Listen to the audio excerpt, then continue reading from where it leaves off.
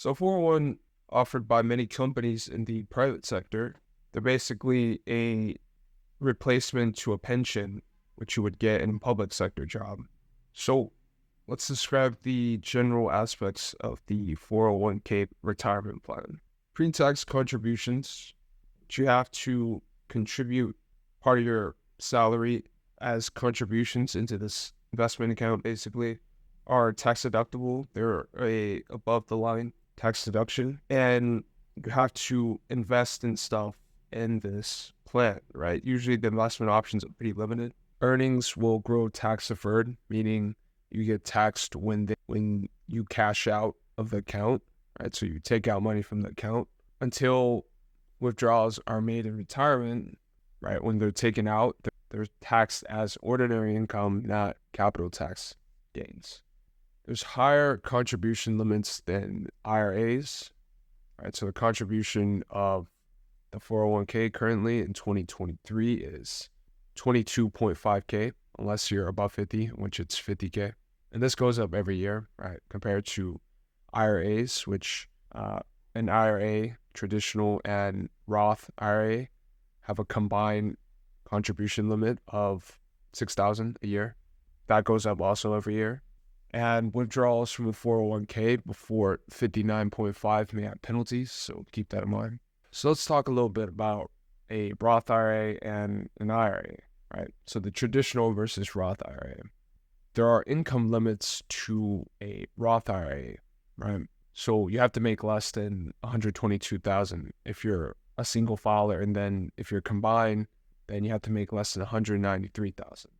And you can only open these once you turn 18, right? So there's never really any under 18 opening of investment accounts like this.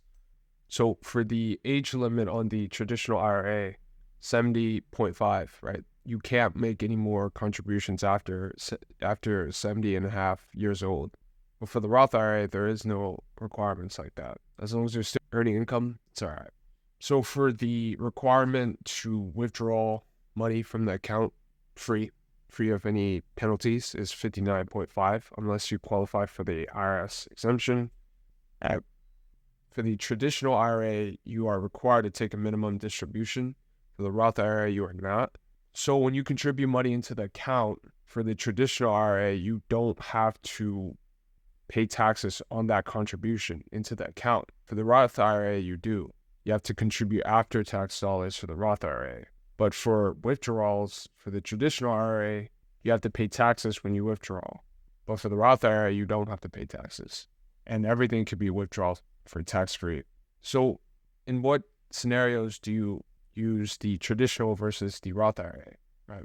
So for the traditional IRA, if you think your income tax bracket would be lower when you retire than it is today, then you would use the traditional IRA, because when you take out the money and you have a lower tax bracket, you're going to be taxed less because of how tax brackets work.